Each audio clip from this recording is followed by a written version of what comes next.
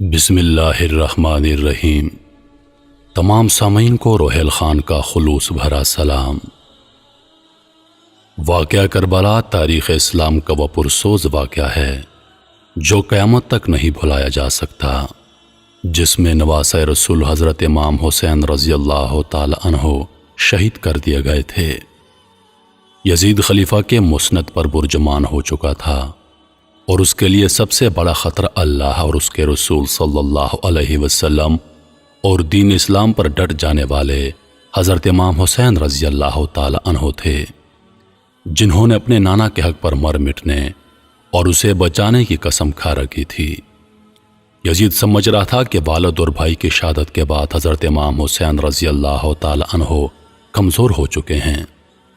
اس نے سوچا اپنی طاقت کو مزید بڑھانے اور حکومت کو مکمل طور پر اپنے قابو میں کرنے کے لیے آپ رضی اللہ تعالی عنہ کو راستے سے ہٹانا فائدہ مند ہوگا، لیکن اسے شاید معلوم نہیں تھا کہ سردار جنت کے لیے دنیاوی خلافت کوئی معنی نہیں رکھتی۔ کوفہ والوں کے سینکڑوں خطوط حضرت امام حسین رضی اللہ تعالی عنہ کو موصول ہوئے، جن میں یزید اور ان کے اہلکاروں کے مظالم بیان کیے جاتے تھے اور دین اسلام کو درپیش خطرات سے آگاہ کیا جاتا تھا۔ ایک اطلاع آپ کو یہ بھی ملی کہ شراب نوشی عام ہو چکی ہے۔ اپنے والد امیر المومنین حضرت علی رضی اللہ تعالی عنہ کی جائے شہادت پر جانے اور اپنے لوگوں کی رہنمائی کے لیے آپ نے مدینہ سے کوفہ جانے کا فیصلہ کیا۔ چنانچہ 28 رجب سن 60 ہجری کو آپ اپنے 72 ساتھیوں کے ساتھ مدینہ سے کوفہ کی طرف روانہ ہوئے۔ براستہ مکہ حضرت امام حسین اپنے 18 اہل بیت اور 50 اصحاب کے ساتھ کربلا پہنچے۔ 8 ذی الحجہ کو آپ کو کوفہ والوں کی عیش شکنی کا اندازہ اس وقت ہو چکا تھا جب آپ نے اپنے چچا زاد بھائی مسلم بن عقیل کی شہادت کی خبر سنی، لیکن آپ نے اپنا سفر جاری رکھا۔ شاید آپ اپنے نانا حضرت محمد صلی اللہ علیہ وسلم کی اس پیشن گوئی کا انتظار کر رہے تھے جس کا ذکر حضرت محمد صلی اللہ علیہ وسلم نے اپنی زوجہ ام المومنین حضرت ام سلمہ سے کیا تھا۔ بخاری شریف کی روایت کے مطابق آپ نے ام سلمہ کو مٹی دی اور کہا تھا، یہ کربلا کی مٹی ہے، جب یہ سرخ ہو جائے تو سمجھ لینا میرے جگر کا گوشہ اور میرے گھر کا پھول حسین بن علی شہید کر دیا گیا ہے۔ حضرت امام حسین اپنے اہل بیت کے ہمراہ 2 محرم الحرام سن 61 ہجری کو کربلا پہنچے۔ بعض روایات میں آتا ہے کہ جب آپ کی سواری کربلا کے ریگستان میں پہنچی تو آپ کے گھوڑے پر ایک عجیب سی کیفیت طاری تھی، جس سے وہ یہاں سے آپ کو لے کر دور بھاگنا چاہتا ہو۔ آپ نے پوچھا یہ کون سا مقام ہے تو معلوم ہوا یہ سرزمین کربلا ہے۔ آپ نے ارشاد فرمایا، قافلوں کو یہاں روک دیا جائے، ہم یہیں پر قیام کریں گے۔ اصحاب نے آپ کے حکم کی تعمیل کی اور کربلا کے بنجر ریگستان میں خیمے لگا دیے گئے۔ آپ نے آسمان کی طرف دیکھ کر اللہ سے دعا کی، اے اللہ میرے نانا کی دین کی حفاظت فرما اور اسے زندہ اور آباد رکھ۔ آپ کو اطلاع مل چکی تھی کہ آپ کے چچا زاد بھائی حضرت مسلم بن عقیل، جن کو آپ نے اپنا سفیر بنا کر کوفہ بھیجا تھا کہ وہاں کے حالات معلوم کر کے آپ کو خبر دیں، ان کو انتہائی بے دردی کے ساتھ شہید کر دیا گیا ہے۔ کوفہ کے لوگ جو آپ کو بار بار خطوط بھیج رہے تھے، وہ کوفہ کے گورنر ابن زیاد کے خفیہ لالچ سے حضرت مسلم بن عقیل کو تنہا چھوڑ چکے تھے اور وہ کوفہ کی گلیوں سے بالکل ناواقف تھے۔ ابن زیاد کے ایک سپہ سالار نے ان کو امان کا وعدہ دے کر گرفتار کیا اور بعد میں انہیں کوفہ کے محل کی چھت سے دھکا دے کر شہید کر دیا۔ اپنے چچا زاد بھائی کی شہادت کا صدمہ اور کوفہ والوں کی بے وفائی کا افسوس آپ کو آگے بڑھنے پر مجبور کر رہا تھا، اور مقصد اتنا بڑا تھا کہ آپ پیچھے ہٹ نہیں سکتے تھے۔ حضرت امام حسین رضی اللہ تعالی عنہ کو کوفہ سے سینکڑوں خطوط موصول ہوئے۔ ان کے جواب میں آپ نے مسلم بن عقیل کے ہاتھ جو خط بھیجا، اس کے الفاظ کچھ یوں تھے۔ آپ نے فرمایا، میں اپنے خاندان کے سب سے بااعتماد چچا زاد بھائی کو آپ کی طرف بھیج رہا ہوں تاکہ وہ مجھے آپ لوگوں کے حالات سے آگاہ کرے۔ اگر اس نے مجھے یہ خبر دی کہ آپ لوگ وہی ہو جنہوں نے مجھے خطوط لکھے تو میں آپ کے ہاں آؤں گا۔ امام صرف وہ ہے جو کتاب خدا پر عمل پیرا ہو، عدل قائم کرے، دین حق پر یقین رکھتا ہو اور اپنے آپ کو خدا کے لیے وقف کر دے۔ لیکن افسوس، سفیر حضرت امام حسین رضی اللہ تعالی عنہ حضرت مسلم بن عقیل کو شہید کر دیا گیا۔ خیمے لگ چکے تھے اور ترتیب کچھ یوں تھی کہ سب سے آگے پہلا خیمہ حضرت عباس کا تھا۔ حضرت عباس کا نام آتے ہی جو الفاظ ذہن میں آتے ہیں وہ ہیں وفا، سچائی، بہادری اور حق پر ڈٹ جانا۔ یہ ایسے شہید ہیں جو غازی کہلاتے ہیں۔ حضرت عباس حضرت علی رضی اللہ تعالی عنہ کی دوسری بیوی ام البنین سے ہیں۔ حضرت عباس علمدار کربلا کے میدان میں حضرت امام حسین کی فوج کے علمدار تھے۔ یزیدی فوج 3 محرم الحرام کو امام کی فوج کے راستے میں پڑاؤ ڈال چکی تھی۔ حالات کشیدگی کی طرف جا رہے تھے۔ حضرت امام حسین نے اپنے اصحاب اور اہل بیت کو اکٹھا کیا۔ آپ نے فرمایا، میں آپ سب لوگوں سے اپنی بیعت اٹھاتا ہوں، آپ آزاد ہیں، جانا چاہیں تو جا سکتے ہیں۔ سب نے کہا، ہم آپ پر جان نثار کریں گے، اپنے خون کے آخری قطرے تک دین حق کے لیے لڑیں گے۔ یزید کی بیعت کا مطلب تھا کہ اس کے تمام اقدامات کی توثیق جس کا دین اسلام متحمل نہیں ہو سکتا۔ لہذا آپ کے پاس 2 راستے تھے، یا واپس چلے جائیں یا حق پر رہتے ہوئے جنگ لڑیں۔ لیکن معلوم ہوا کہ واپسی کا راستہ یزیدی فوج بند کر چکی ہے۔ اب صرف جنگ تھی یا یزید کے ہاتھ پر بیعت۔ ابن زیاد قاضی کوفہ سے حضرت امام حسین کو باغی کہلوا کر قتل کا فتویٰ لے چکا تھا اور اس نے مزید فوج کربلا روانہ کر دی تھی تاکہ یزید کی خوشنودی حاصل کر سکے۔ روایات کے مطابق حضرت امام حسین کے 72 افراد کے مقابلے میں ابن زیاد نے 4 محرم سن 61 ہجری کو بہت بڑی فوج کا لشکر لے کر کوفہ سے روانہ ہو گیا۔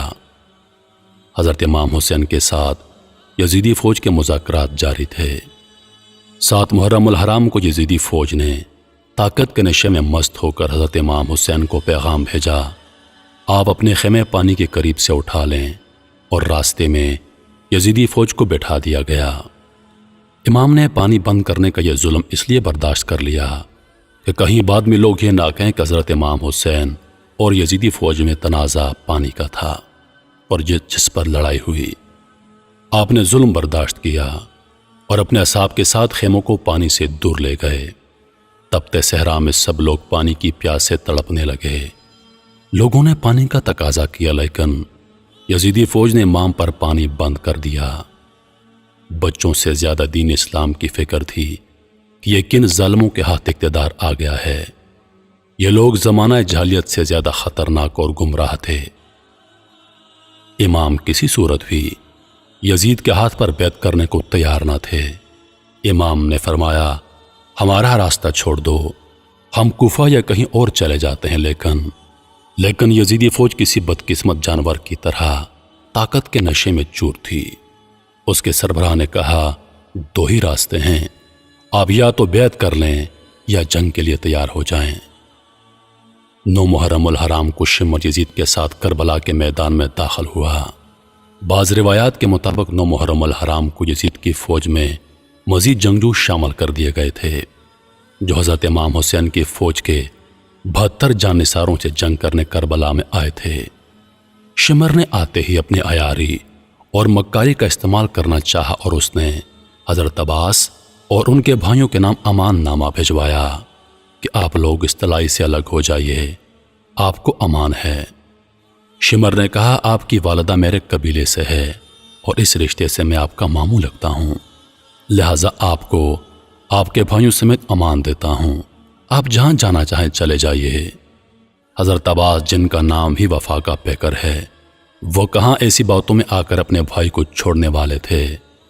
آپ کی ماں کا ذکر آیا تو حضرت عباس نے شمر کو کہا، او ملعون، اپنی ناپاک زبان سے میری ماں کا نام مت لے، انہی کی تربیت اور حکم سے آج میں یہاں پر موجود ہوں۔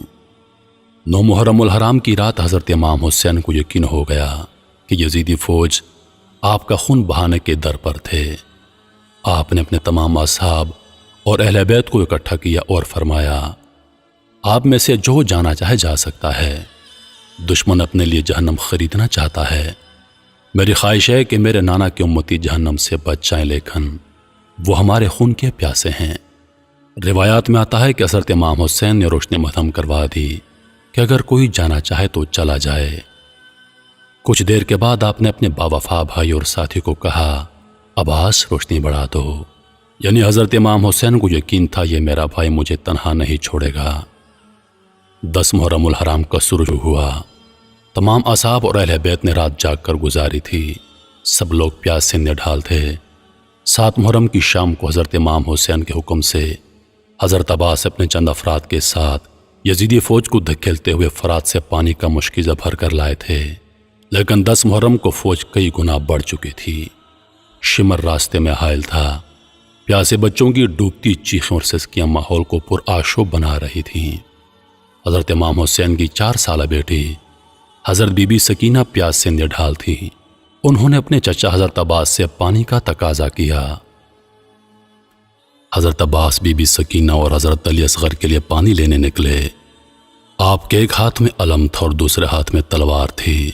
آپ نے مشکیزہ اپنی پشت پر لٹکایا اور حضرت امام حسین کی اجازت سے پانی لینے روانہ ہو گئے۔ یزیدی دشمن گھاٹ لگائے بیٹھے تھے۔ علی زادی کی ہیبت اتنی تھی کہ کوئی سامنے آنے کی جرت نہیں کرتا تھا۔ یزیدی فوج کو پیچھے دھکیلتے اور روندتے ہوئے حضرت عباس پانی تک پہنچ گئے۔ آپ نے مشکیزہ پانی سے بھرا اور گھوڑے پر اپنے سامنے رکھ لیا۔ حضرت عباس تیزی سے خیموں کی طرف گھوڑا دوڑا رہے تھے کہ کسی تیر انداز نے ایک تیر مشکیزے پر مارا، پانی ضائع ہونے لگا۔ آپ نے اپنے مولا کالم نیچے نہیں کیا، اپنی جان کی پرواہ کیے بغیر آپ نے تلوار والا ہاتھ مشکیزے کے پانی کو ضائع ہونے سے بچانے کے لیے استعمال کیا اور پرچم بلند رکھا۔ تلوار ہاتھ میں نہ ہونے کا فائدہ اٹھاتے ہوئے ایک یزیدی سپاہی نے جو درخت کی اوڑ میں چھپا ہوا تھا تلوار سے ایک زوردار وار کیا اور جس ہاتھ میں علم تھا وہ بازو شہید کر دیا۔ حضرت عباس نے درد کی شدت کے باوجود علم دوسرے ہاتھ میں تھام لیا۔ چند تیر اور مشکیزے پر لگے پانی تیزی کے ساتھ ضائع ہونے لگا۔ اسی اثنا میں آپ کا دوسرا بازو بھی شہید کر دیا گیا۔ علی زادے کو بے دردی سے زخمی کر دیا گیا تھا اور آپ کے دونوں بازو شہید ہو چکے تھے، لیکن آپ ابھی زندہ تھے۔ شاید اسی نسبت سے آپ کو غازی کا لقب دیا جاتا ہے۔ ایک بدبخت نے پیچھے سے آپ کے سر مبارک پر برچھی کی ضرب لگائی اور آپ شہید ہو گئے۔ ایک ایک کر کے تمام جانثار آپ پر جانیں قربان کر رہے تھے۔ حضرت امام حسین ان ظالموں کو آخر تک یہی ترغیب دیتے رہے کہ اے ظالموں، کیوں اپنے لیے جہنم خریدتے ہو، مگر آپ کی ایک نہ مانی گئی اور ایک ایک کر کے آپ کے سبھی ساتھیوں کو شہید کیا جا رہا تھا۔ بالآخر آپ لڑنے کے لیے کربلا کے میدان میں اترے اور یزیدی فوج کی صفیں الٹ دیں۔ نواسۂ رسول صلی اللہ علیہ وسلم قہر بن کر یزیدی فوج پر ٹوٹے۔ 10 محرم الحرام عصر کی نماز کا وقت ہوا۔ آپ گھوڑے پر سے اترے، ریت سے تیمم کیا اور نماز کے لیے کھڑے ہو گئے۔ یزیدی فوج کے بزدل سپاہی جو قریب ہی منڈلا رہے تھے اور حملہ کرنے کی جرت نہیں کرتے تھے، حضرت امام حسین رضی اللہ تعالی عنہ کے نماز میں مصروف ہونے کی وجہ سے آپ پر حملہ کرنے کی جرت جتا پائے اور چاروں طرف سے آپ پر تیروں کی برسات کر دی۔ نماز میں مصروف ہونے کی وجہ سے حضرت امام حسین کو تیروں کی تکلیف کا اندازہ نہیں تھا۔ یزیدی بدبختوں کو شاید معلوم نہیں تھا کہ یہ علی زادہ ہے، اور حضرت علی بھی نماز میں مشغول ہوتے تو اس قدر خدا کی یاد میں ڈوب جاتے کہ تکلیف کا اندازہ نہیں ہوتا تھا۔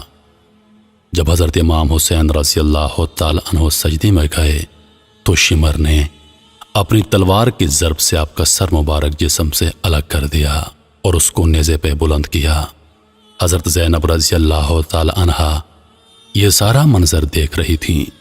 خیموں سے بیبیوں کے رونے کی آوازیں آئیں تو یزیدی فوجیوں نے خیموں کو آگ لگا دی، خواتین کے سروں سے دوپٹے چھین لیے اور سب کو قیدی بنا کر یزید کے دربار میں پیش کر دیا۔ اس کے بعد کے حالات انشاءاللہ اگلی ویڈیو میں بیان ہوں گے۔